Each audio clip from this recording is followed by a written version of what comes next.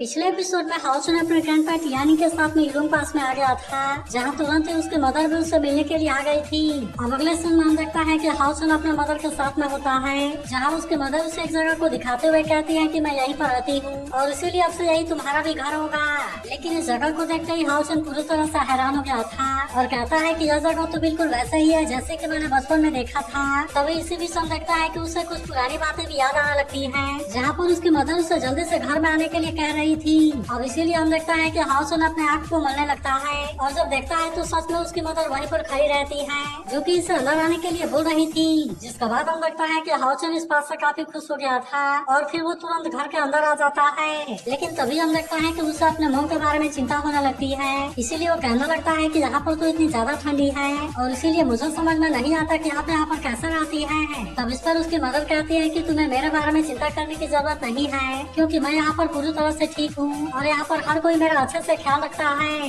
लेकिन अभी भी हम देखता है कि हाउसन के मन में कोई बात चल रही थी, इसीलिए वो इससे थोड़ा सा परेशान होता है और फिर हम देखता है कि वो घर में चारों तरफ देखने लगता है। लेकिन तभी हम देखता है कि उसके मदर भी इसे नोटिस कर लेती है, इसीलिए वो हाउसन से कहती है कि घर में कुछ भी नहीं बदला है और इसीलिए क्या तुम इस बात से हैरान हो। मगर तभी इस बीच इसे एक पुरानी फैमिली फोटो दिखाई देती है, इसीलिए हाउसन इसे लेकर देखने लगा था और कहने लगता है कि मुझे तो यहाँ पर आए हुए इतना टाइम हो गया, लेकिन अभी तक भी मैंने अपने डैड को यहाँ पर नहीं देखा। मगर तभी हम देखता है कि उसकी मदर इसका ध्यान भटकाने लगती है और फोटो को साइड में रखते हुए कहती है, मैंने सुना कि तुम्हारी कोई गर्लफ्रेंड है, इसीलिए मैं भी उसके बारे में जानना चाहती हूँ और चलो तुम मुझे उसके बारे में सब कुछ बताओ। फिर हम देखता है कि उसके मदर हाउसन से उसका नाम पूछने लगती है, जबकि वही हम देखता है कि हाउसन अभी भी अपने डैड के बारे में परेशान था। लेकिन फिर हम देखता है कि वो अपने मदर को शायर के बारे में बताने लगता है और कहता है कि ये वही लड़की है जिसने कि मुझे रिंग दिया था। तब यह सुनते ही उसके मदर भी इसके बारे में याद करने लगती है, क्योंकि उन्होंने भी इस रिंग को देखा था और जब उन्होंने पूछा था कि क्या है किसी लड़की का है, तब हाउसन इस बात से शर्मा गया था।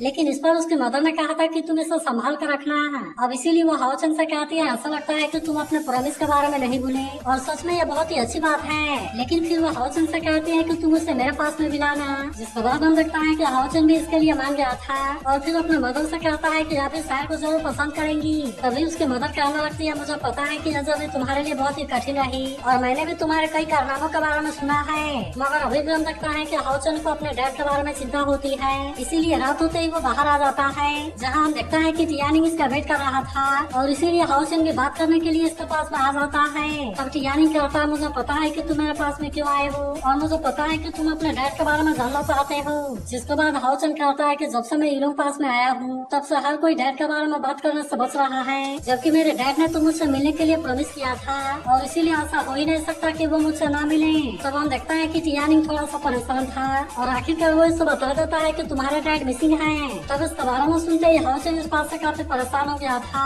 और वो पूछने लगता है कि आखिरकार डैड के साथ में हुआ क्या और आखिरकार वे डैड कहाँ पर है। जिसके बाद टियानी इसे बताता है कि जब तुम्हारे डैड ने तुम्हारे मदर को यहाँ पर भेजा था तब उस समय डिमन गॉड अनंडा के साथ में उनकी फाइट की अपॉइंटमेंट थी। तब यह सुनकर हाउसन कहता है कि वो तो 7th पिलर का डिमन गॉड अनंडा है और इसीलिए डैड अचानक से उसे खोजने के लिए क्यों गए। तब टियानी बताता है कि उसे पता चल गया था कि तुम्हारा डैड ओडिन टाउन में है, इसीलिए वहाँ पर उन दोनों के बीच में फाइट हुई। लेकिन फिर उन दोनों ने डिसाइड किया कि जब तक उन दोनों में से कोई एक नहीं हार जाता तब तक वे किसी भी वॉर में इतना आसानी से इन्वॉल्व नहीं होंगे। फिर वो इसे बताता है कि अब तक इस बात के कई साल गुजर चुके हैं जिसके दौरान उनके बीच में बहुत बार फाइट हुई, लेकिन अभी तक भी उन दोनों में से कोई भी किसी को नहीं हरा सका। इसके बाद वो इसे बताता है कि मैंने आखिर बार तुम्हारे डैड को 1 साल पहले देखा था, जहाँ तुम्हारे डैड ने बताया था कि अब उनका फाइट का एंड होने वाला है और फिर वो वहाँ से फाइट के लिए चले गए, लेकिन अभी तक भी उनके बारे में कोई इन्फॉर्मेशन नहीं मिली है और इसीलिए हम देखता है कि टियानी भी इस बात से परेशान होता है। वहीं हम देखता है कि हाउसन को भी अपने फादर के बारे में चिंता होने लगती है और इसीलिए वो सोचने लगता है कि कहीं उनके साथ में कुछ हो तो नहीं गया। लेकिन तभी टियानी कहता है कि तुम्हें अपने डैड के बारे में चिंता करने की जरूरत नहीं है, क्योंकि वैसे भी तुम्हारे डैड एक डिवाइन नाइट है और इसीलिए उनको मार पाना इतना आसान नहीं है। लेकिन अब वही से कुछ दिखाने के लिए अपने साथ में लेकर जाना लगता है और इसीलिए हम देखता है कि हाउसन भी जाने के लिए रेडी हो गया था, जबकि वही उधर हम देखता है कि हाउसन की मदर भी इसे देख रही थी और वह भी असल में हाउसन के डैड के बारे में सोचकर परेशान होती है। वही उधर हम देखता है कि टियानी हाउसन को कहीं पर लेकर आ गया था और कहता है ये इस बात का सबूत है कि तुम्हारा डैड अभी भी जिंदा है। जिसके बाद हम देखता है कि हाउसन भी इसके बारे में जाने के लिए एक्साइटेड था और इसीलिए वो इसके साथ में और आगे जाने लगता है, जहाँ वो देखता है कि उसके सामने डिवाइन शिप थ्रोन है और इसीलिए इसे देख हाउसन इस बात से हैरान हो गया था। फिर वो कहने लगता है कि ये तो डिवाइन शिप थ्रोन है, जहाँ पर डैड का किलिंग गॉड विंग थ्रोन है, इस इसके अलावा यहाँ पर तो ग्रैंड यांग का भी डिवाइन सील थ्रोन है और हम देखता है कि यहाँ पर एक और डिवाइन सील थ्रोन था। तभी टियानिंग बताता है कि ये नाइट होल्ड का थ्रोन रूम है और इसीलिए यहाँ पर जितने भी थ्रोन है वो यहाँ पर दिखाई देंगे। इसके बाद वो इसे बताता है कि जब इसे होल्ड करने वाला आदमी मर जाए या फिर वो अपने कॉन्ट्रैक्ट को कैंसिल कर दे तो फिर उसके बाद थ्रोन यहाँ से गायब हो जाएगी और फिर उसके बाद किसी और का जगाने का वेट करेगी। अब इसीलिए हम लगता है कि हाउसन को इसके बारे में समझ आ गया था और कहता है कि आप इसी बात से श्योर है कि डर अभी भी जिंदा है। तब इस पर टियानिंग कहता है कि तुम्हें चिंता करने की जरूरत नहीं है क्योंकि कल मैं उसे खोजने के लिए जरूर जाऊंगा और इसीलिए मैं चाहता हूँ कि तुम मेरे ऊपर यकीन करो। तब हम लगता है कि हाउसन भी इसके लिए मान गया था, लेकिन फिर वो कहता है कि जब मैं लाओ यांग से मिलने के लिए गया था तब उसने मुझे तुम्हें देने के लिए बोला था और उसने बताया था कि तुम्हारा डैडी सब तुम्हारे लिए छोड़ कर गए हैं। फिर हम लगता है कि जब हाउसन के डैड ने इसका लाओ यांग को दिया था तब उन्होंने कहा था कि मैं फादर के उसके साथ यही आखिरी चीज उसे दे सकूं। तभी टियानिंग बताता है कि इसमें तुम्हारा फादर का थ्रोन का ब्रेथ है जिसका मदद से तुम क्रिटिकल मोमेंट में god of human killing seal throne के पावर को यूज कर सकते हो। लेकिन अब इसके बारे में सुनकर हाउसन भी इस बात से पूरी तरह हैरान हो गया था और कहता है कि मेरे फादर ने तो मुझे इतनी इम्पोर्टेंट चीज दे दी। इसके बाद हम लगता है कि वो इसे टच करने के लिए जाता है लेकिन तभी अचानक हम लगता है कि ब्रेथ उसके बॉडी के अंदर चली जाती है और अब इसका वजह से हम लगता है कि इसके बॉडी से बहुत सारी पावर बाहर आने लगी थी। तब इसे देखते ही टियानिंग भी इस बात से काफी परेशान हो गया था और उसे भी समझ में नहीं आता कि अचानक से यहाँ पर क्या होने लगा। लेकिन वही हम देखता है कि वो पावर इसे हवा में लेकर चली गई थी जहाँ हम देखता है कि थ्रोन की पावर भी एक्टिवेट होने लगती है और इसीलिए वो जैसे ही हाउसन के ऊपर पड़ती है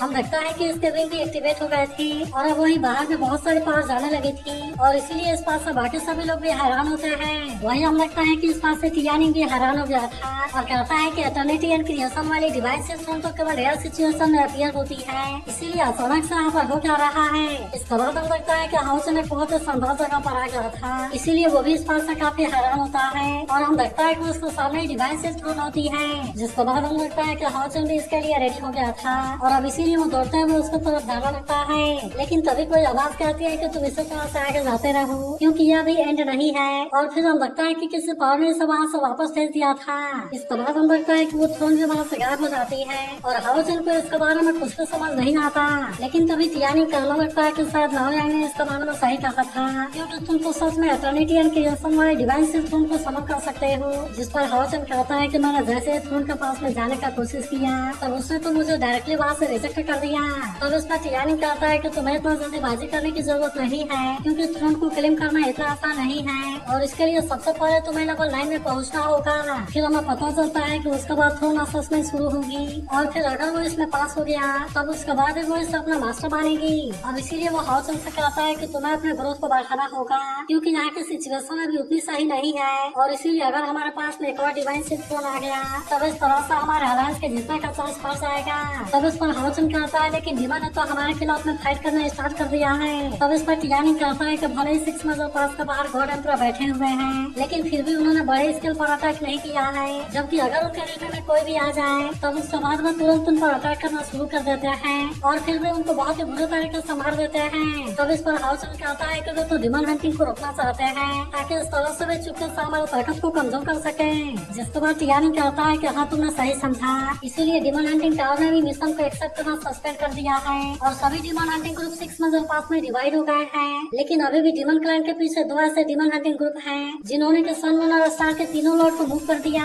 अब इसीलिए वो इसे बताता है कि अगर सन मून और स्टार ने तीनों एक साथ में एक्शन ले लिया तो फिर इंसानियत यहाँ से गायब होने से ज्यादा दूर नहीं रहेगी। लेकिन हम लगता है कि हाउसन भी इसके लिए रेडी हो गया था और कहता है कि हम भी इसके लिए अपना बेस्ट देंगे। तब हम लगता है कि टियानिंग भी इस बात से काफी खुश हो गया था और फिर वो कहता है कि तुम अभी जाकर आराम करो क्योंकि कल तुम 1 साल तक प्रैक्टिस करने के लिए फैंटेसी कैंप में जाने वाले हो। तब इसके बारे में सुनकर हाउसन भी इस बात से हैरान हो गया था। प्रैक्टिस करने के लिए फैंटेसी कैंप में भेजने वाला था जिसके लिए हाउसन भी रेडी हो गया था। अब इसीलिए हम लगता है कि हाउसन वहाँ पर हनी के साथ में जाने के लिए रेडी हो गया था क्योंकि टियानिंग ने इसे बताया है कि फैंटेसी के प्रैक्टिस करने के लिए सबसे अच्छी जगह है क्योंकि उसके अंदर केवल बहुत सारी स्पिरिचुअल पावर ही नहीं है बल्कि उसमें तो डिवाइन नाइट के बहुत सारे सीक्रेट भी स्टोर हैं और यही वजह है कि ये इनके ब्रेक थ्रू करने के लिए सबसे सुटेबल जगह है। वही उदाहरण देखता है कि हाउसन की मदर भी उसे यहाँ से भेजने के लिए मान गई थी लेकिन कहीं न कहीं उनके दिल में इसके लिए काफी चिंता होती है। वही हम देखता है कि मास्टर हान भी फैंटेसी कैंपेन का वेट कर रहे थे और तभी वे दोनों भी वहाँ पर आ जाते हैं। जिसके बाद मास्टर हान कहता है कि अब तो सभी यहाँ पर आ गए और इसीलिए तुम तीनों जल्दी से अंदर जाने के लिए रेडी हो जाओ। तब ऐसी बात सुनकर वे दोनों हैरान हो जाते हैं और इनको समझ में नहीं आता कि तीसरा आदमी कौन है। जिसके बाद हम देखता है कि ये कोई और नहीं बल्कि यांग बेंजाओ था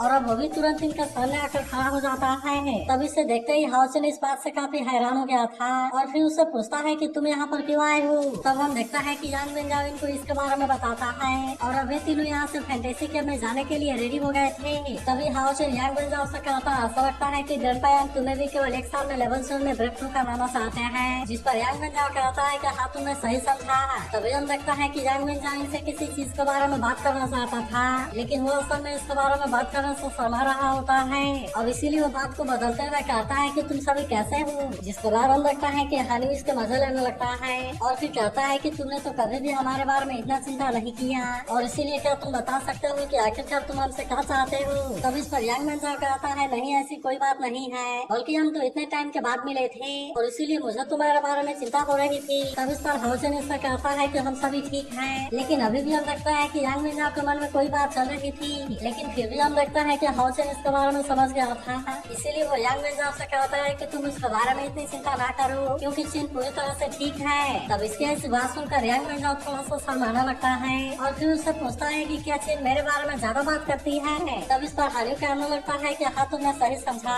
और फिर कहता है कि वो तुम्हारे बारे में बहुत ज्यादा बात करती है लेकिन तभी हाउचन उससे कहता है कि तुम्हें इतना परेशान होने की जरूरत नहीं है क्योंकि हानी केवल मजाक कर रहा है। लेकिन तभी अचानक से हम देखता है कि इनके सामने कोई पावर जनरेट होने लगती है इसीलिए वे तीनों इसके बारे में पूरी तरह से अलर्ट हो गए थे। तभी हानि कहने लगता है कि यहाँ पर तो स्पेशल पावर बहुत ही ज्यादा है और ये बाहर से लगभग 10 गुना ज्यादा है। अब इसीलिए हम लगता है कि वे यहाँ पर प्रैक्टिस करने के लिए रेडी हो गए थे क्योंकि शायद यहाँ पर इनके पास में ब्रेक थ्रू करने के लिए ज्यादा चांस होगा। लेकिन तभी हाउचन कहता है कि सीक्रेट कोड तो अभी तक दिखाई नहीं दिया लेकिन तभी अचानक से हम लगता है कि यहाँ पर किसी की पावर एक्टिवेट होने लगती है और वो कहने लगता है कि मैं इल्यूजन का फाउंडर हूँ। तभी अचानक से हम लगता है कि उस पर से बहुत सारी पावर भी निकलने लगती है और इसीलिए वे तीनों इस बात से काफी हैरान हो गए थे। तभी वो पावर कहने लगती है कि सबसे पहले तुम्हें आके टेस्ट को पास करना होगा और फिर केवल उसी के बाद ही तुम्हें आके सीक्रेट के बारे में सीख सकते हो। जिसके बाद हम लगता है कि वे तीनों भी इसके लिए रेडी हो गए थे और हम लगता है कि वे तीनों इसके सामने ग्रीट करते हैं। वही हाउचन कहता है कि आप ट्रायल को हमारे लिए शुरू कर सकते हैं। तब हम देखता है कि वो पावर भी इसके लिए रेडी हो गया था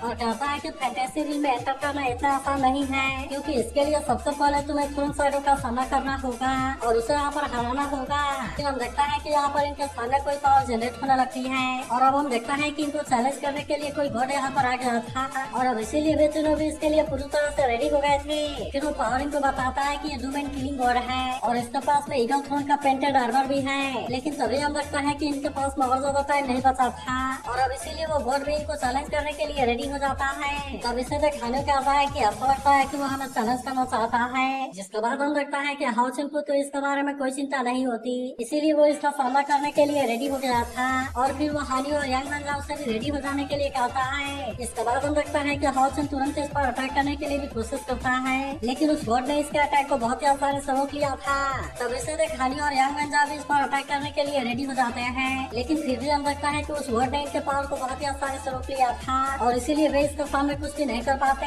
लेकिन अभी भी हम देखता है कि वे इतना आसानी से इसका सामना हार मारने वाले नहीं होते इसीलिए वे फिर से इस पर अटैक करने के लिए आ जाते हैं और हम देखता है कि इनके बीच में बहुत शानदार फाइट होने लगती है। लेकिन अब हम देखता है कि गॉड भी अपने पावर का यूज करके अटैक करना शुरू कर देता है जहाँ हम देखता है कि वे इसके सामने कुछ भी नहीं कर पा रहे थे और इसीलिए वे इसके सामने काफी कमजोर पड़ने लगता है। लेकिन इसके बाद भी हम देखता है कि हानि इतना आसानी से हार मारने वाला नहीं होता इसीलिए वो तुरंत अपने लाइट ग्रेविटी वाले पावर का यूज करने के लिए रेडी हो जाता है। जिसके बाद हम लगता है कि गॉड इसमें कुछ टाइम के लिए फंस गया था अब इसीलिए हम लगता है कि हाउचन के इस पर अटैक करने के लिए बहुत अच्छा चांस मिल गया था। जिसके बाद वो इसमें बिल्कुल भी टाइम वेस्ट नहीं करता इसीलिए हम देखता है कि वो तुरंत अपना सूरज फ्लैश को एक्टिवेट कर लेता है और अब इसका यूज करके उसने गॉड के ऊपर अटैक कर दिया था। अब इसके वजह से हाउचन को ऐसा लगता है कि वे इसे हराने में कामयाब हो गए लेकिन अभी भी हम लगता है कि उसे कुछ नहीं हुआ था। लेकिन तभी हम लगता है कि वो अपने 10,000 स्टार वाले पावर को भी एक्टिवेट कर लेता है और अब इसका यूज करके उसने तुरंत इन पर अटैक कर दिया था। जिसके बाद हम देखता है कि इनमें से कोई भी इसे रोकने के लिए कुछ नहीं कर पाता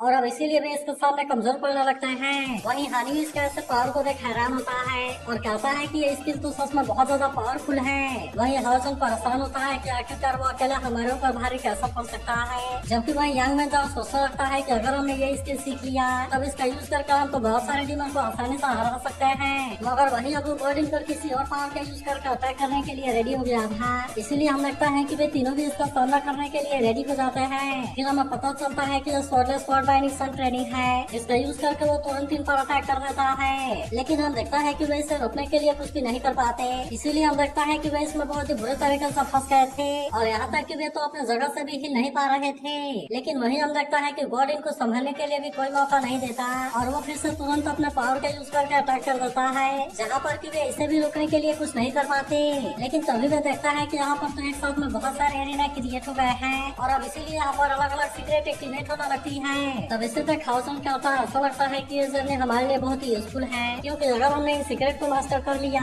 तो हम केवल एक साल में डिमांड हंटिंग ग्रुप को फिर से रीऑर्गेनाइज करवा सकते हैं। वही हम देखता है कि चेन भी इनफैक्ट सोल्सन के ट्रायल के लिए रेडी हो गई थी, इसीलिए इसके ग्रैंडमा को इसके बारे में चिंता होती है, क्योंकि उनको पता था कि ये अभी इनके लिए बहुत ही डेंजरस है और अब इसीलिए वो इससे पूछते हैं कि क्या तुमने सच में वहाँ पर जाने का डिसाइड कर लिया है। तब इस पर चेन अपने ग्रैंडमा से कहती है कि हाँ आपने बिल्कुल सही समझा, क्योंकि मैं अब इसके लिए और ज्यादा वेट नहीं कर सकती और इसीलिए मैं और मैकडॉन और ज्यादा पावरफुल बनना चाहते हैं ताकि हम अपनी टीम के लिए बोझ न बने। जिसके बाद हम लगता है कि आखिरकार उसकी ग्रैंडमा भी इसके लिए मान गई थी और अब इसीलिए चेन भी ट्रायल के लिए चली जाती है। लेकिन वही हम लगता है कि सिमेसियन भी अपने टेम्पल में वापस आ गया था, जहाँ हम देखता है कि मास्टर ने पहले से बहुत सारे ताकतवर लोगों को रखा हुआ था और इसीलिए सिमेसियन को इस बात से हैरानी होती है। तब इस पर वो मास्टर कहता है कि मैं तुम्हें इनको चैलेंज करने के लिए लेकर आया हूँ और इसीलिए मैं जानना चाहता हूँ कि अभी भी तुम बैटलफील्ड में जाना चाहते हो, क्योंकि इसके लिए सबसे पहले तुम्हें इनको हराना होगा। लेकिन हम देखता है कि सिमेसियन को इसके बारे में कोई चिंता नहीं होती, इसीलिए वो इनके साथ में फाइट करने के लिए रेडी हो गया था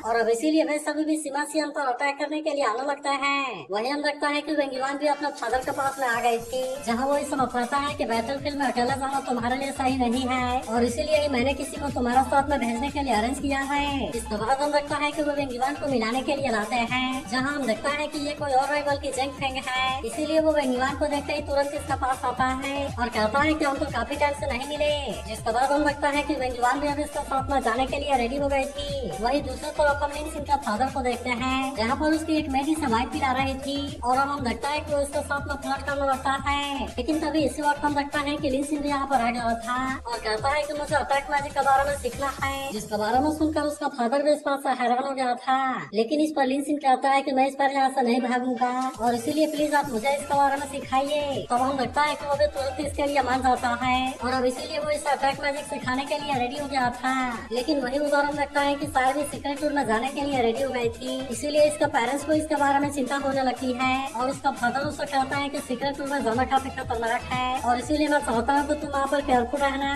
तब हम देखता है कि शायद भी इसके लिए मान गई थी। तभी सिंगल कहता है कि अगर तुम्हें कोई भी परेशानी हो तो तुम तुरंत वहाँ से वापस आ जाना, क्योंकि अभी भी मेरे पास में बहुत सारी चीजें हैं जिसके बारे में मैं तुम्हें सिखाऊंगा। लेकिन वही हम देखता है कि शायर की मदर भी इस बात से काफी परेशान थी, इसीलिए वो भी शायर को समझाने के लिए इसका पास आती है और फिर वो इससे पूछते हैं कि क्या सच में वहाँ पर तुम्हारा जाना जरूरी है। तब इस पर शायर अपने मदर से कहती है कि हाँ, क्योंकि बाकी सभी टीममेट भी इसके लिए मेहनत कर रहे हैं और इसीलिए मैं भी इसमें पीछे नहीं रह सकती।